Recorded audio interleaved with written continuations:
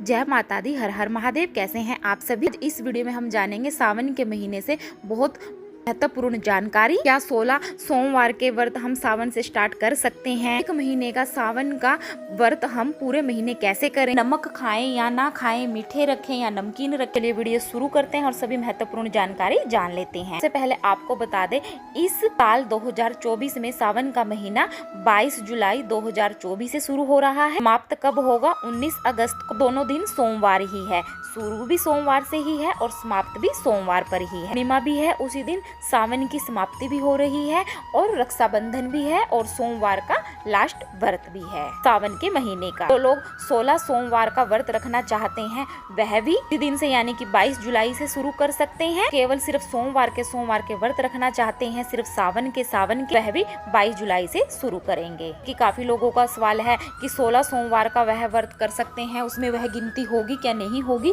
वह गिनती जरूर होगी। आप 16 सोमवार का व्रत कर सकते हैं स्टार्ट। इन जो इनके सोमवार का व्रतों का फिर आपको उद्यापन नहीं करना है, सिर्फ आपको यहाँ से स्टार्ट करके 22 जुलाई से 16 सोमवार के व्रत करने हैं और जब 16वां सोमवार आएगा तभी आपको उद्यापन करना है। बहुत ही पावन और पवित्र महीना है सावन का, कि सभी को ही मालूम है। शिव के जो भक्त हैं वो बहुत ही बेसब्री से इस सावन के महीने का इंतजार करते हैं। उसी दिन से 16 सोमवार के जिनको व्रत करनी है, कोई मन्नत है, आप लोग उठा सकते हैं। सोमवार का व्रत आपने पूरा करके 17वें पे ही उद्यापन करना है। इस बात का विशेष ध्यान रखना है। इस बात का आपको विशेष ध्यान रखना है। आपको जो प्रसाद ऐसा ही रखना है जो कि 16 सोमवार के दिन ही आपको वही प्रसाद रखना है, प्रसाद आपको चढ़ानी है। उद्यापन विधि अगर आप ब्राह्मण के द्वारा करवाएं तो वो ज्यादा बेहतर रहता है। किसी भी मनोकामना से लेकर आप सोमवार का व्रत उठा सकती हैं। इसमें मीठा भोजन ही करते हैं, शाम के समय में नमक नहीं खाते। इस बात का भी विशेष ध्यान रखना है। जैसे कि चूरी बना ली, चूरमा कह देते हैं,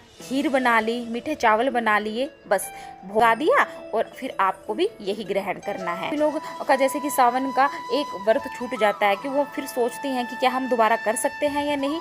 जी हाँ, आप दोबारा भी सावन का व्रत कर सकती हैं। काफी लोगों के देखिए करवा चौथ का व्रत हो गया, जितिया का व्रत हो गया है, छठ का व्रत हो गया। काफी लोगों का मजबूरी में छूट जाता है। बहुत ऐसे घर हैं, बहुत ऐसे क्षेत्र हैं, व्रत तो दोबारा नहीं उठाए जाते। पर सावन के व्रत ऐसे हैं, व्रत में ऐसा कुछ नहीं है किसी कारणवश आप छोड़ रही हैं, व्रत नहीं कर पा रही हैं या आप प्रेग्नेंट हैं, जैसे कि पिछले साल आपका छूट गया था, इस साल आप लोग व्रत कर सकती हैं। सावन के व्रत आप उठा सकते हैं, इसमें कोई भी चिंता वाली बात नहीं। जो माताएं बहनें सावन के महीने का एक महीने का व्रत रखेंगी, व्रत कैसे करना है? अगर सावन का पूरा एक महीना आप व्रत रखती हैं तो आप देख लीजिए आप शारीरिक रूप से, मानसिक रूप से तैयार हैं या नहीं, आपके शरीर में उस लायक क्षमता है, तभी आप एक महीने का व्रत रखिएगा। शिव शंकर की महिमा है, शिव जी का आशीर्वाद हुआ तो जरूर होगा, क्योंकि उनके बिना हम कुछ नहीं कर सकते। आपकी श्रद्धा है, एक बार आप देख लीजिएगा। कहीं ना कहीं आप लोग करना चाहती हैं, पूरे महीने का ही हम व्रत रखते हैं। एक समय आप मीठा भोजन भी कर सकती हैं, फलाहार भी कर सकती हैं। अधिकतर सावन के महीने में लोग मीठा भोजन ही करते हैं, अपनी मन पसंद 1-2 चीज का त्याग कर देते हैं, जैसे कि चावल छोड़ देते हैं। रात्रि के समय में मीठा भोजन खा सकते, जैसे कि आप हलवा खा सकती हैं, दूध रोटी खा सकती हैं, दवाई खा सकती हैं, या जैसे कि मीठी रोटी गुड़ डालकर या चीनी डालकर पराठे सेक सकती हैं। इस प्रकार से मीठा भोजन खा सकती हैं। आटे वाली चीजें खाते हैं, चावल नहीं खाते। ऐसे करके भी आप एक महीना व्रत रख सकती हैं। या अगर आपकी ज्यादा ही क्षमता है तो आप सिर्फ फल पर भी व्रत रख सकते हैं। पूरे सावन के महीने में आपको पहले ही दिन 22 जुलाई को संकल्प ले लेना है। सुबह ब्रह्म मुहूर्त में उठकर नहा धोकर ब्राह्मण के द्वारा आप संकल्प ले सकती हैं तो और भी अच्छी बात है, वरना आप अपने घर के मंदिर में चावल गंगा जल अपने हाथ में लेकर शिव शंकर को साक्षी मानकर, हे शिव शंकर, मैं आपके लिए सावन के महीने में पूरा महीने व्रत रखूंगी।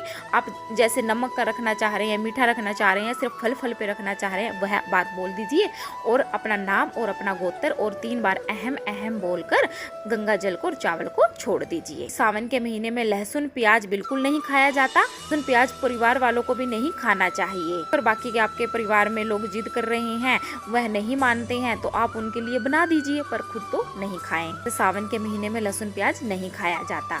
लहसुन प्याज के लिए एक छोटी सी चीज के लिए घर में लड़ाई झगड़ा हो, ये भी अच्छी बात नहीं। कि जो लोगों शिवलिंग लेकर आना चाहते हैं, जिन लोगों के यहाँ छोटा शिवलिंग है, शिवलिंग खरीद कर लाना चाहते हैं, तो वह अपने घर शिवलिंग सावन के महीने में ला सकते हैं। शंकर को अगर आप घर पर लेकर आ रहे हैं तो आपको प्रतिदिन उनको स्नान करवाना होता है, प्रतिदिन अभिषेक करवाना होता है। ऐसा शिवलिंग आप लोग अपने घर पर सावन के महीने में जरूर लेकर आएं। अगर आपके घर के आसपास मंदिर है तो आप वहां जाकर कर लीजिए। अगर आपके घर के आसपास मंदिर नहीं है, मंदिर दूर है, तो आप घर पर एक शिवलिंग छोटा सा पारद का जरूर लेकर आएं और धान से फिर हमें रोज अभिषेक करना होता है। काफी लोगों का ये भी सवाल है कि जैसे कि 5 सोमवार पड़ रहे हैं सावन के, तो 5 सोमवार के हम व्रत रखेंगे। देखिए इस बार वैसे बहुत अच्छी बात है, क्योंकि ना व्रत हमेशा 5 ही रखने चाहिए। ऐसा कई बार 4 ही होते थे, तो हमें 5 रखने चाहिए। 5 व्रत में हमें मीठा ही खाना है, नमक नहीं खाना। व्रत कोई सा भी हो, व्रत में हमेशा हमें मीठा ही रखना चाहिए।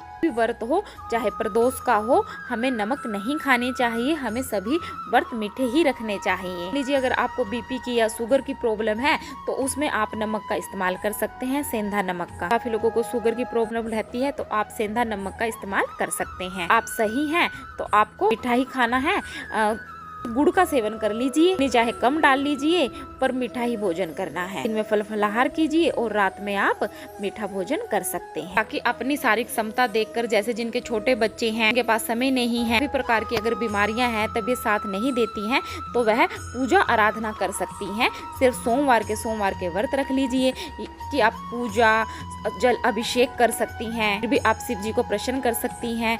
चुगली निंदा से बचे, छल कपट से बचे। सुबह पूजा हमें कर लेनी है, चाहे आप घर के मंदिर में करें, चाहे आप बाहर के मंदिर में करें। पूजा करके भी आपको संपूर्ण फलों की प्राप्ति होती है। जितना होता है उतना ही कीजिए। किसी के दबाव में आकर पूजा पाठ ये सब कार्य हमें नहीं करने हैं। कि सावन में कोशिश कीजिए काले रंग के कपड़े ना पहनने। थोड़ा बहुत मिक्स मैच हो तो चल जाता है, बाकी ज्यादा प्रॉपर तरीके से आपको काले रंग के कपड़े नहीं पहनने हैं। सावन के महीने में जितना हरा हो सके, हरे रंग के कपड़े, पीले रंग के कपड़े, हरी हरी चूड़ियां, लाल लाल चूड़ियां, अपने हाथों पे मेहंदी लगा के रखना, ये सब करना चाहिए। गोरा माता को भी हरी हरी चूड़ियां, लाल चूड़ियां, मेहंदी जरूर हर सोमवार आपको जरूर अर्पण करनी चाहिए। महिलाओं को रंगीन रहना है, मतलब कि कलरफुल कपड़े, मेकअप करके, जैसे गोरा माता कि हम सबके घर में विराजमान हो, ऐसे महिलाओं को श्रृंगार कर कर रहना है। चलिए अगर आपको वीडियो पसंद आता है तो प्लीज वीडियो को जरूर लाइक करें, कमेंट में जय माता दी, हर हर महादेव जरूर लिखें, चैनल को सब्सक्राइब कर दीजिएगा।